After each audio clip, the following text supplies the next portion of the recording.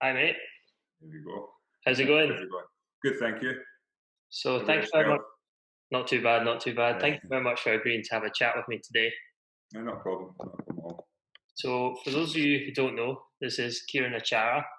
He's a retired professional basketball player, Commonwealth athlete, Olympic athlete, an all-round good guy.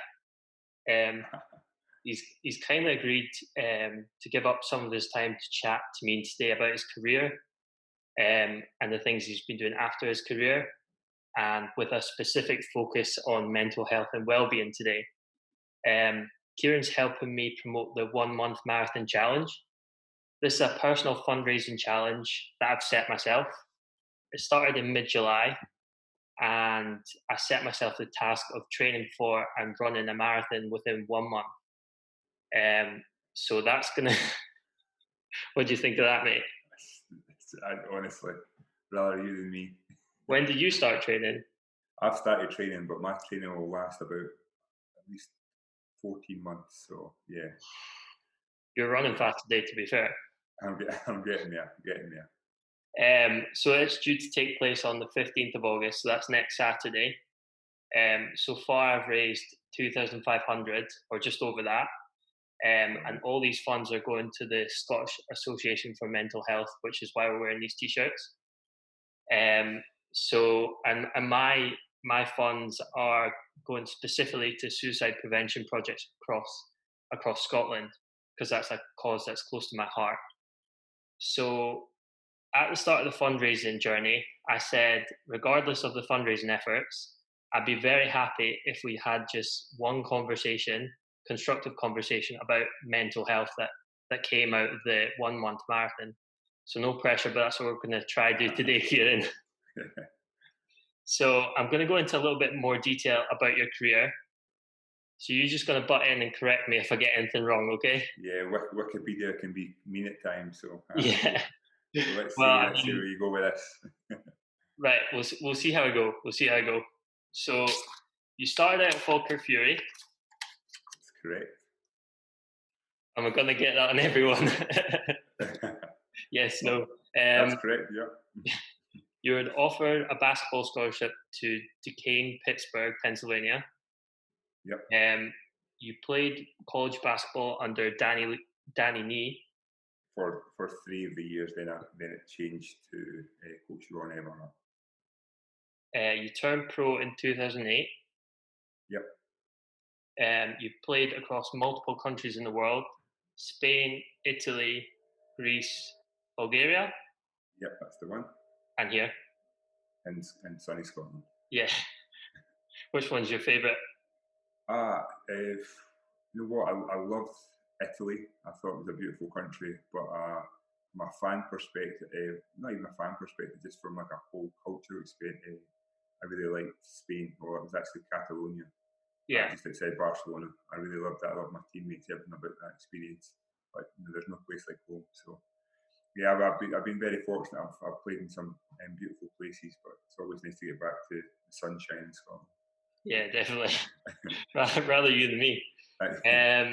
You've been capped over 30 times for Scotland. You've captained Scotland. You've been capped over 105 times for Great Britain. You've been the captain of the GB team. Yep. You made the Olympic squad in 2012, and you were the top scorer in the final match against China. Yeah, that's correct. You spent a large part of your career at the Glasgow Rocks. You played over 150 league games for them and made over 1,000 rebounds.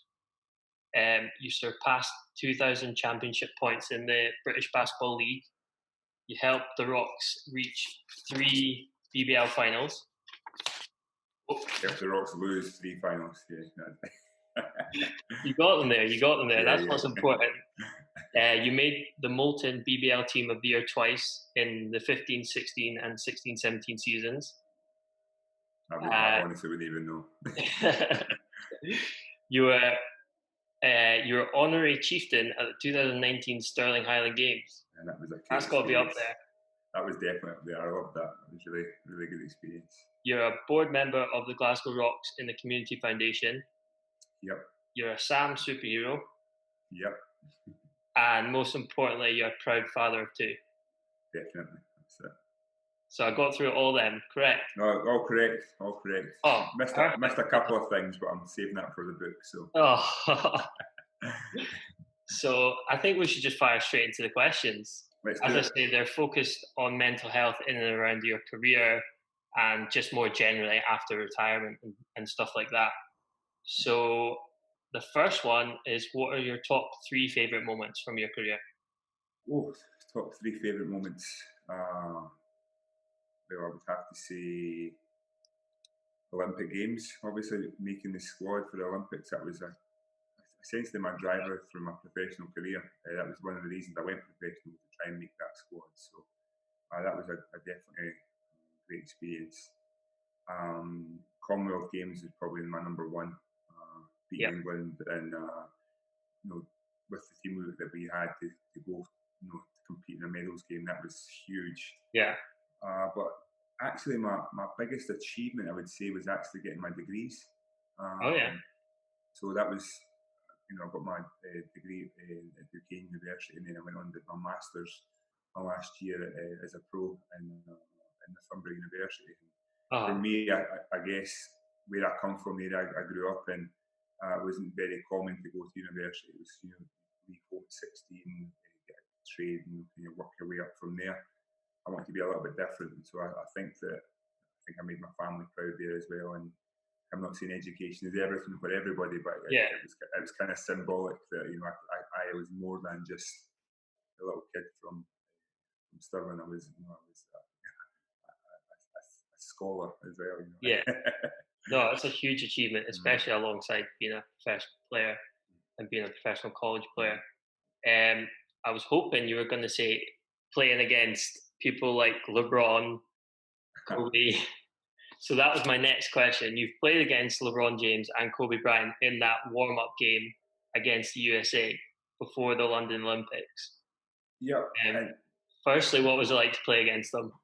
it's a crazy thing because as a professional, I was always very even keel, and Yeah, to be fair, when I played against likes of Spain and like the Gasol brothers and stuff, that was even more of a like a I was in awe yeah, their skill set and stuff. But when we lined up before the Team USA game, just looking across and you're just thinking like, wow, But LeBron, players like LeBron and stuff are a lot younger than me. So yeah.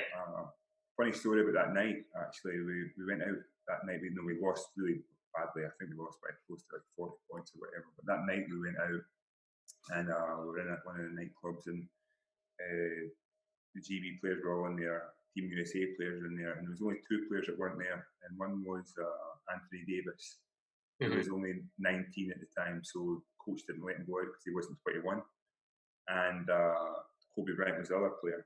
So I remember asking where Kobe was, and Jerome Williams at the time said he's in the gym. He didn't like the way he played tonight. And this was, 1:30 in the morning, and Kobe was the veteran on the team. So it just showed you his level of dedication to the game. And essentially, I look at it as an obsession with being the best he could possibly be. So that leads me on nicely to my next question, which is, a lot of people talk about these players, the sort of global superstars, their mental resilience. Do you think that's an undeniable factor in their success?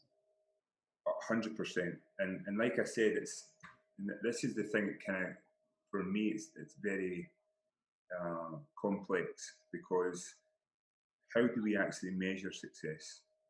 So for every person, it's different, and it is perception. So if I was to compare, I think I've had a successful career. If I was to compare my basketball career to LeBron James, I would essentially be a failure, you know. So from a playing perspective, from a mindset perspective, that resilience, that kind of drive of what their purpose actually is, outweighs everything. So if for like the likes of LeBron and for Kobe, they were even different in their approach. I think LeBron's a lot more vocal, very political in a sense of Mhm. injustices and fighting against that. Kobe was very, very much focused on basketball, at one point, and I think he had that kind of, I like to say, an addictive personality. and you choose how you use that addiction. So is it going to be something that's perceived as positive or something that's perceived as negative? And I think that the top athletes find a way to kind of just make sure that they stay above and beyond, and they keep driven with their purpose. And like I believe for Kobe Bryant, it's to be the best in the world, and I think it's very subjective, but he was definitely up there. Wow, wow. So the next one is, can you remember the happiest you've ever felt after a basketball game? Uh, yes, it was the game against England actually in the Commonwealth Games. I thought that might be up there. And it was a funny situation because I remember about a minute to go in that game, the game was over. We knew we had won. And I Yeah, remember turning around to my teammates and saying, "Look, after the whistle blows, we walk off the court like nothing's happened. This is, it's business. This is what we were supposed yeah, to do."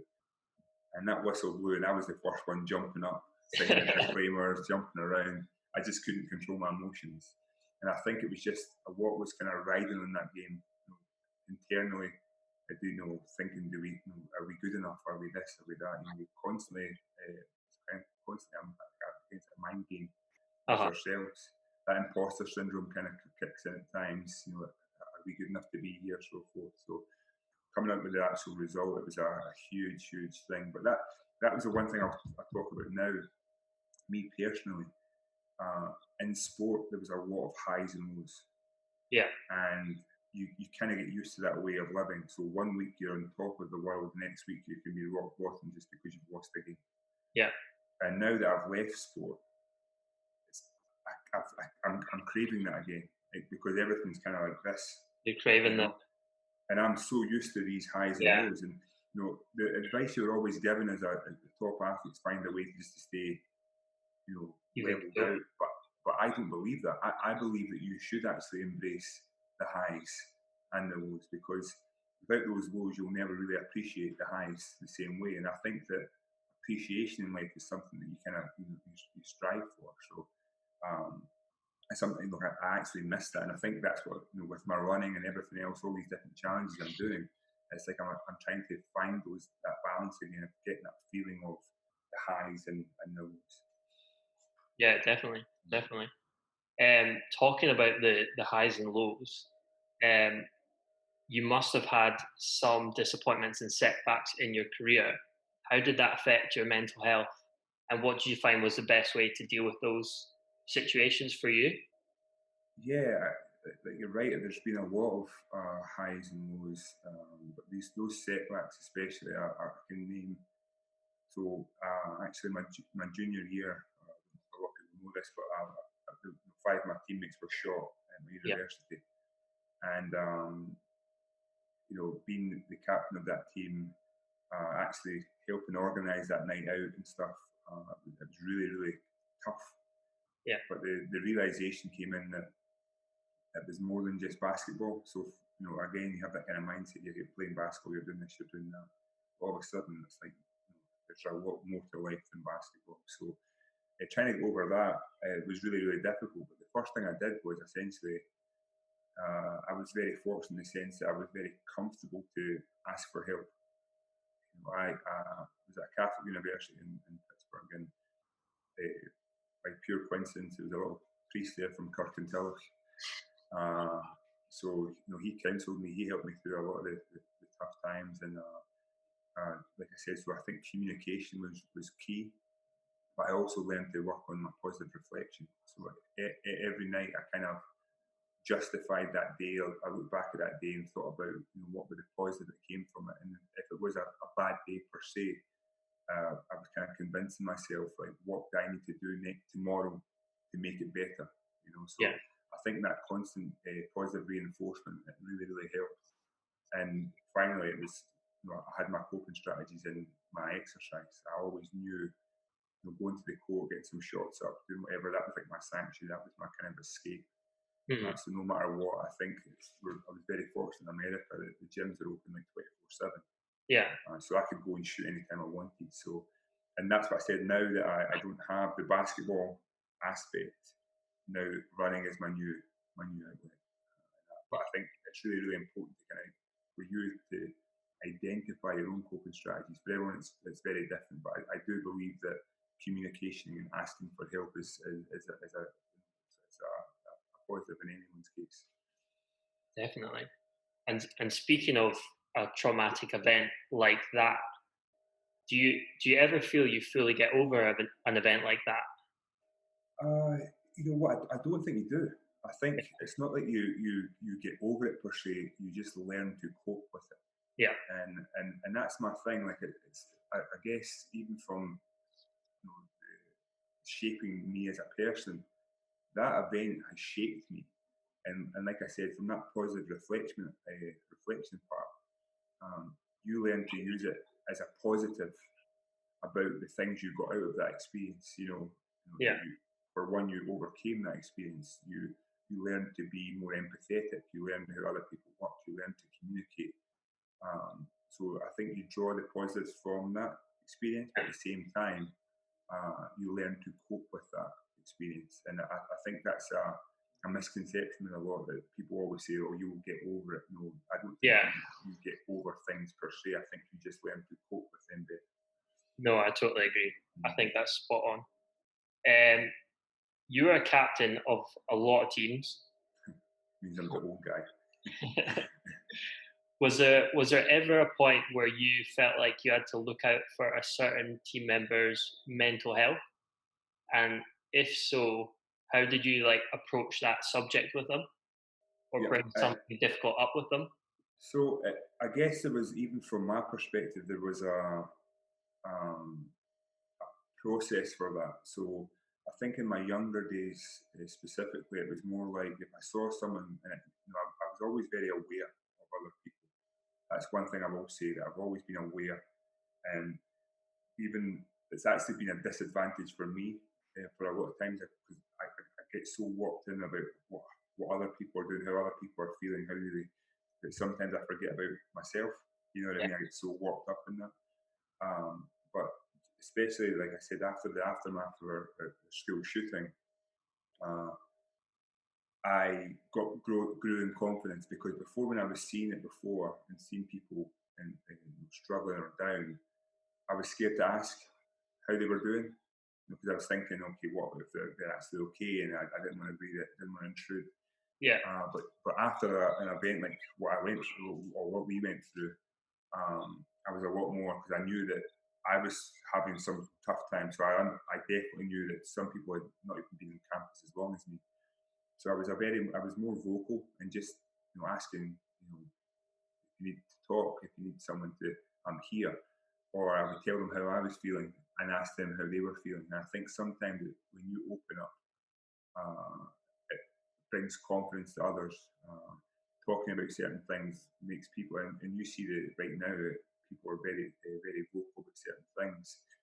If you look at even from the gymnastics right now is a perfect example. Now people are getting the confidence. There's one whistleblower, or whatever you want to call yeah, him, who spoke up, and then all of a sudden everyone else kind of gains that momentum. So I think from that experience, I really just learned to not be scared to ask if yeah, someone was okay.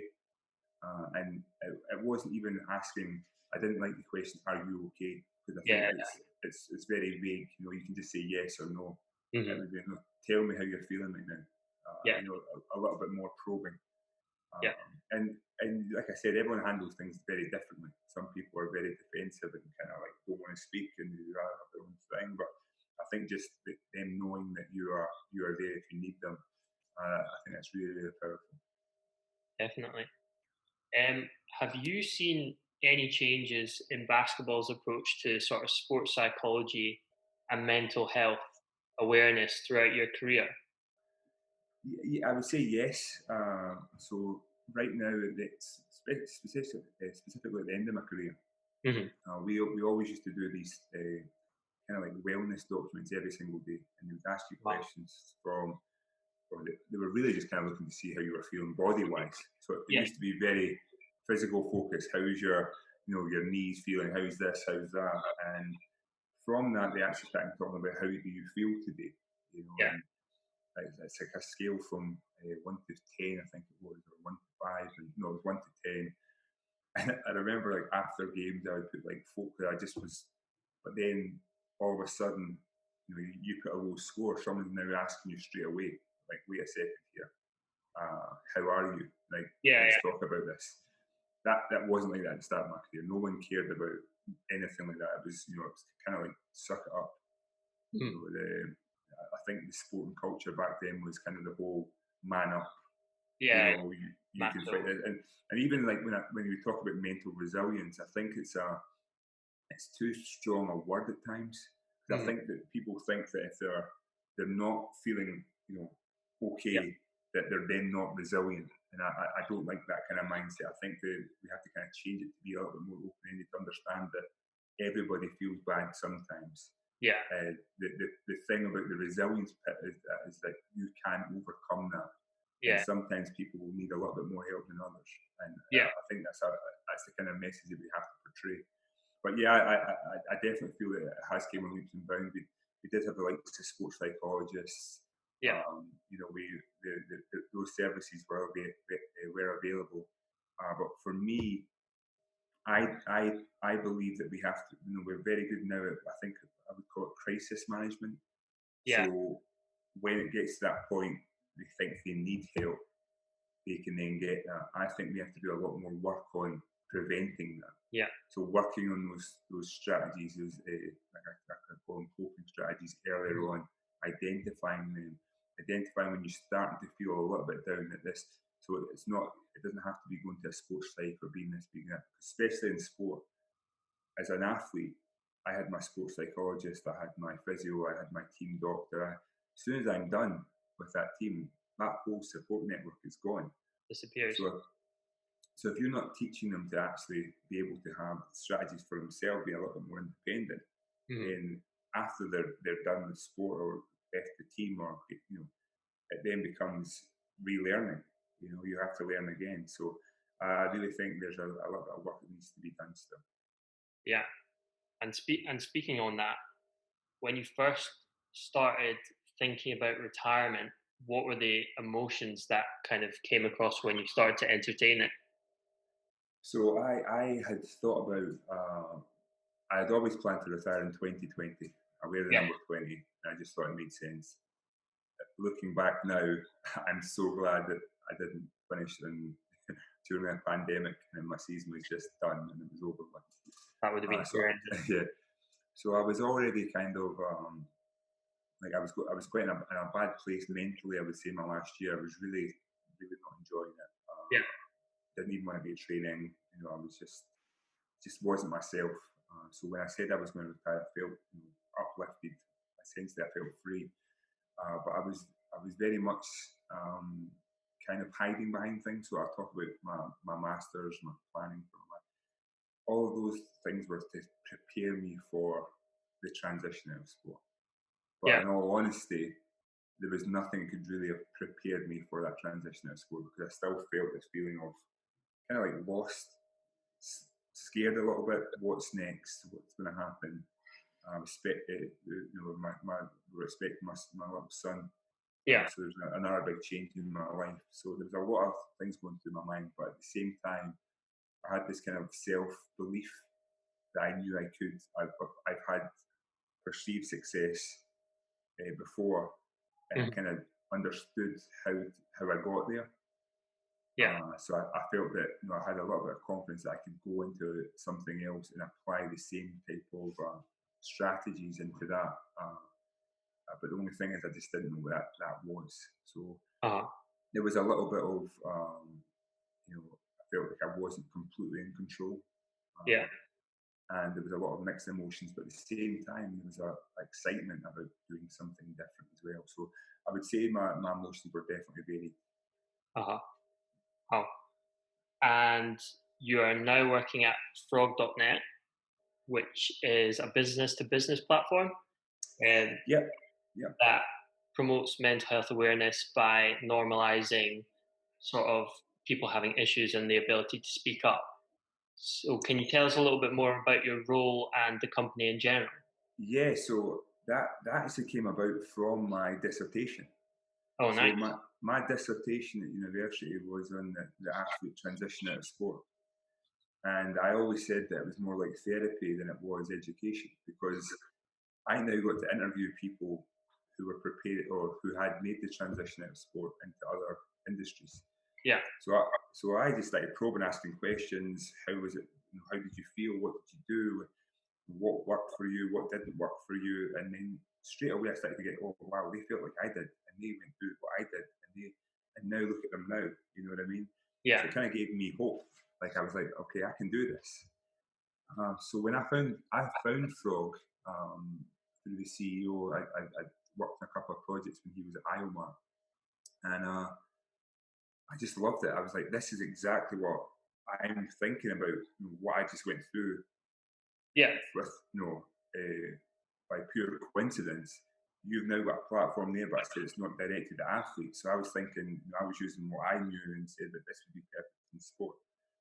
So we kind of liaised, had a couple of conversations, and he was like, if you want to come on board, and I just jumped at the opportunity because it's something I really believed in, and I knew the concept worked, and actually now there was a platform for the concept, opposed to me saying you should go back to university, you should interview this person, you should talk to this person. There was something that was just there, it was palpable, it was able to achieve. So the thing that amazes me about Frog is the ability to essentially signpost support. So it's the way I would kind of say it would be like a support directory, Yeah. but with lived experience. Yeah. And for me, actually, the signposting I didn't really need at that time. It was just to hear the stories, Yeah. just to know that I wasn't alone. And I think that if you look at the world, in the world, you always want. I believe purpose is one of those things, but it's also a feeling of that you're a part of something bigger. You know what I mean? Yeah. And soon as you kind of relate to that, you watch those videos, you know straight away that wow, like I'm connected. I am not alone. And look at those people; they've come out there and they're still going. You know what I mean? Yeah. That's what real success is: the Yeah. ability to keep going. So I'm glad that we're to be working at Frog. I'm really enjoying the journey. Like I said, we can bespoke platforms to whatever the business needs. So it's from an employee wellbeing perspective. I am obviously very passionate about creating one for athletes. Yeah. Talk about certain things from gambling addiction to bereavement to even like anxieties. Mm-hmm. Something that a lot of people don't understand. Things like the Olympic blues. So you finish the Olympic Games and all of Yeah. a sudden you're feeling down and you're thinking to yourself, why should I feel down? I just had, I'm Yeah. so fortunate. I'm so this. I'm so that. I know a lot of athletes who make some really good money, have everything, but they still don't feel fulfilled. Yeah. So just having these kind of conversations, understand that they're not alone in these thought processes, and it's actually okay to speak up. Yeah. Wow. And then moving on to your experience of lockdown at the moment, um, obviously it's having a huge effect on people's mental health. Do you think it's affected your own well-being? I would say yes. Uh, especially at the start. Yeah. So obviously, I love my kids, love my family. I would say I was a family man, but I was never used to being in the home. You know what I Yeah. mean? Like I was either playing so I was always there for the Instagram photos and the little selfies and stuff, but to actually be there, 24/7 in the house, it was not something I'd ever experienced. Yeah. And to be quite frank, I had played professional. I've been living away from home since I was 17. I was so used to always having my own space. Yeah. So now I'm, in this, I like to say, box. My daughter's back. I'm homeschooling. I'm trying to do my work with Frog. My wife's a nurse, so she was out at work. Yeah. My son was only 14 months and crying, pooing, everything you could think of. And I was just overwhelmed because Yeah. my routine was completely messed up. Hmm. And again, it's that feeling of that you're not in control. It can really kind of knock you back.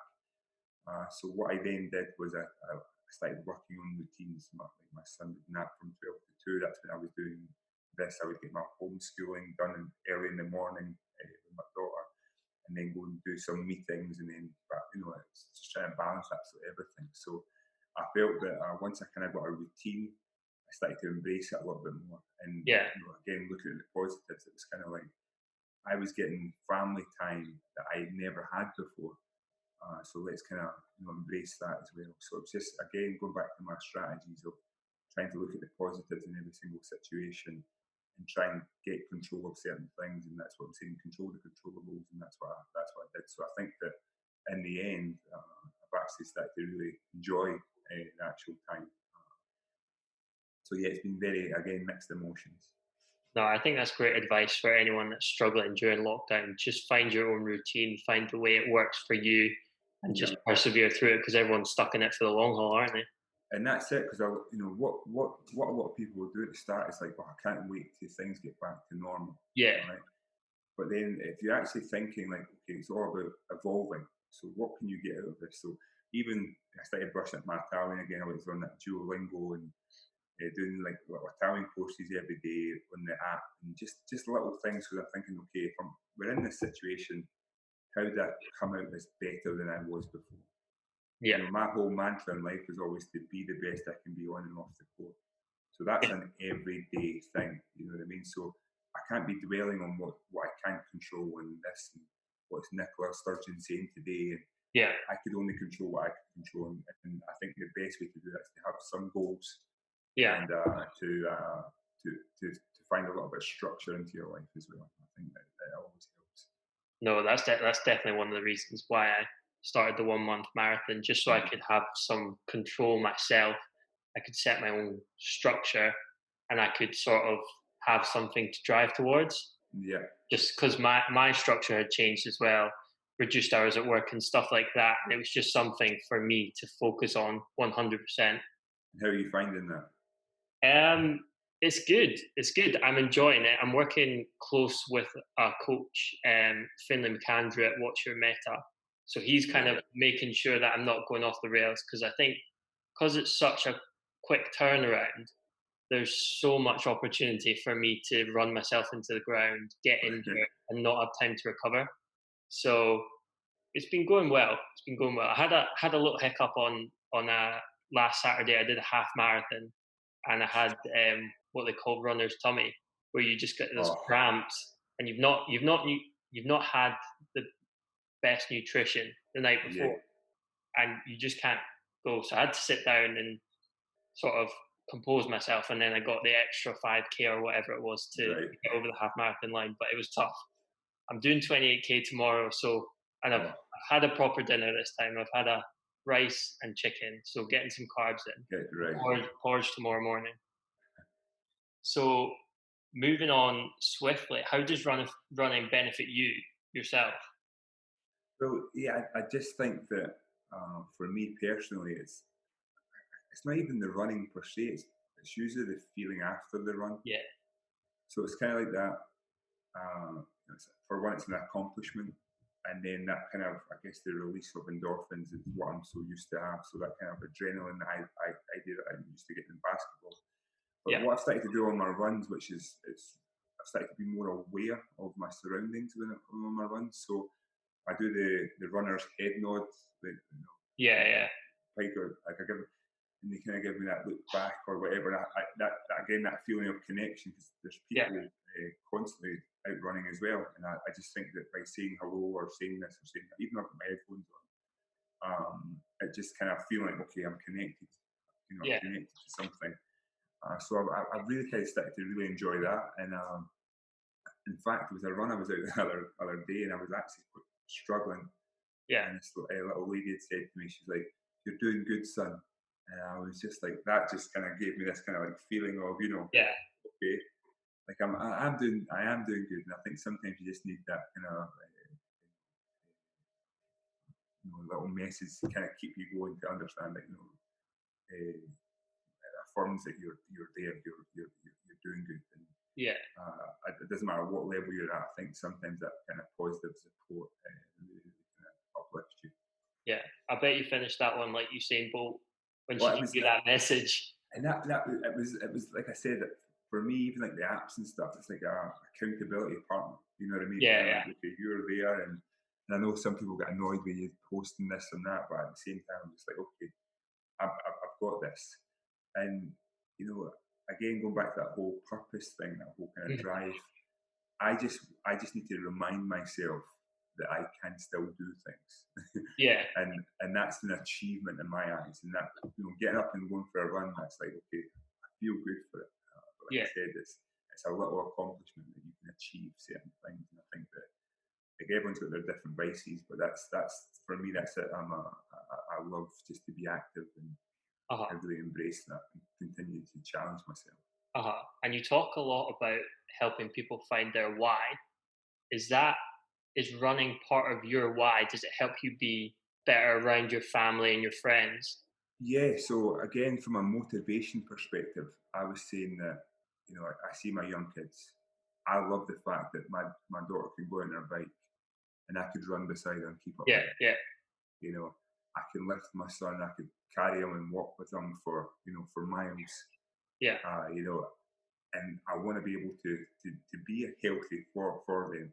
But yeah, at the same time, personally, it's like I can still do this. I think the aging process in itself, it's kind of nice to feel rejuvenated in a way, mhm, and they say health is wealth. Like, I genuinely believe that, because for me, it's like, okay, how can I embrace that and be the healthiest version of myself? What's the point mhm. in wasting that? So I think my why, that ties into it, but it's also deep down, it's that whole inspirational piece.